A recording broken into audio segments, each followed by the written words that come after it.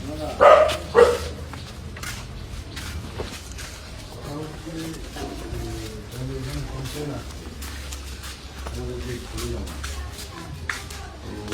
ধর্মের মানুষ এখানে কমপ্লেন আসছে, আমাদের বাড়িতে বাড়িতে কি নামাজ ফামাজ পড়ে?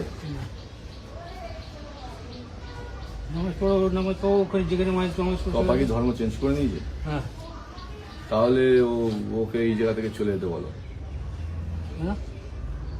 হিন্দু পাড়ার মধ্যে একটা মুসলিম ফ্যামিলি থাকবে, আশেপাশে কালচার নষ্ট হচ্ছে, কমপ্লেন আসছে। কিসের মুসলিম ফ্যামিলি? কিসের কি অসুবিধা? একটা অন্য ধর্মের মেয়ে এখানে থাকছে, অন্য ধর্মের মেয়ে গরু ফরু যদি নিয়ে আসে, গরু ফরু কেটে নিয়ে আসে, তখন ঘোষপাড়ার মধ্যে মন্দির রয়েছে পাশে, মন্দির রয়েছে, তাহলে তাহলে এলাও করবো না যদি নিয়ে আসে? বাড়িতে থাকলে তো সমস্যা আছে। আমি তো বাঙালি না। হ্যাঁ, তো বাঙালি হয়ে একটা হিন্দু ঘরের লোক হয়ে তুমি এই জিনিসটাকে কি করে অ্যালাউ করছো? বাঙালি ধর্মের ছেলে হয়ে তুমি, হিন্দু ধর্মের সনাতন ধর্মের ছেলে হয়ে তুমি এই জিনিসটাকে কিভাবে অ্যালাউ করছো বাড়িতে?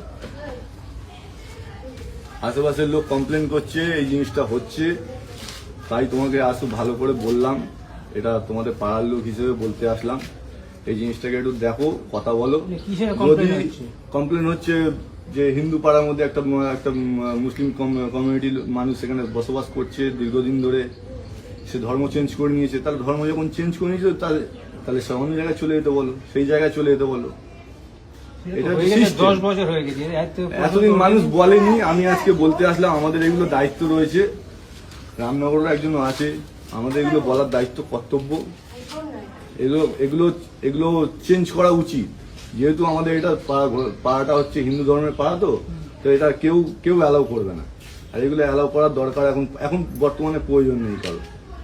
আগে যেটা হয়েছে কেউ বলিনি, কেউ করিনি, বা কেউ হয়তো গায়ের জোরে পড়ে রেখেছে, কিন্তু এখন বর্তমানে কিছু ব্যাপার নেই। আমি বলছি হয়তো এখন বর্তমানে এগুলো করাটা উচিত না। এটা ফ্যামিলিগত বা পাড়ার লোক হিসেবে, আত্মীয় হিসেবে তোমরা এগুলো বলে গেলাম ভালোভাবে। বৌদি, এই জিনিসটা বলো, যেহেতু ও ধর্ম চেঞ্জ করে নিয়েছে, তো ওকে ওর জায়গায় চলে যেতে বল। শুনবো, পরে শুনবো, এখন বলে যাচ্ছি, এটা অন্য জায়গায় চলে যেতে বল। আমার বাড়িতে আমাদের পুরোপুরি জায়গার মতো কেউ নেই। প্রথম হচ্ছে তাহলে ওকে ধর্ম চেঞ্জ করে নিতে বলো। তাহলে ছেলেকে ধর্ম চেঞ্জ করতে হবে। ছেলেটাকে তুমি যেমন জামাই হিসেবে মানবে, তাহলে ওকে ধর্ম চেঞ্জ করে নিতে বলো। তুমি একটা সনাতন ধর্মের মানুষ হয়ে তুমি এই জিনিসটাকে কেন অ্যালাউ করছো? তোমার বাড়িতে ঠাকুর আছে, গোপাল আছে। তোমার বাড়িতে ঠাকুর আছে, গোপাল আছে, আমরা এই জিনিসটা তুমি কি অ্যালাউ করছো? আমরা তো অ্যালাউ করতে পারবো না, আমরা সনাতন ধর্মের মানুষ হয়ে। হ্যাঁ বলো। ত্যাগ করতে পারে না, তাহলে ধর্মটাকে মা বাবাকে ত্যাগ করতে পারলো না, তাহলে ধর্মটাকে কিভাবে ত্যাগ করলো?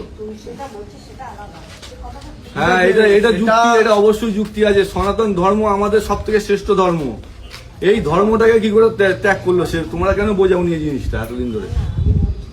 দীর্ঘদিন ধরে এগুলো আর টলারেট করা যাবে না বৌদি, আমি ভালোভাবে বলে গেলাম। এগুলো আমাদের পার্টি অফিসে জানিয়েছে, আর এগুলো সব আমাদের মুখ্যমন্ত্রী এই জিনিসগুলো বলছে। ঠিক আছে, এগুলোকে একদম টলারেট, এগুলো হচ্ছে লাভ জিহাদ বলে, এই লাভ জিহাদ আর চলবে না এখানে, একদম পরিষ্কার বলে দিয়ে গেলাম। এরপরে যদি তোমাদের কিছু জানানোর থাকে বা লিখিত আমাকে দিতে পারো, আমি পার্টি অফিসে থাকবো, সবাই থাকবে, ভাইরা আছে। তোমার পার্টি অফিসে তোমার জামাইকে একটু দেখা করতে বলো, ঠিক আছে?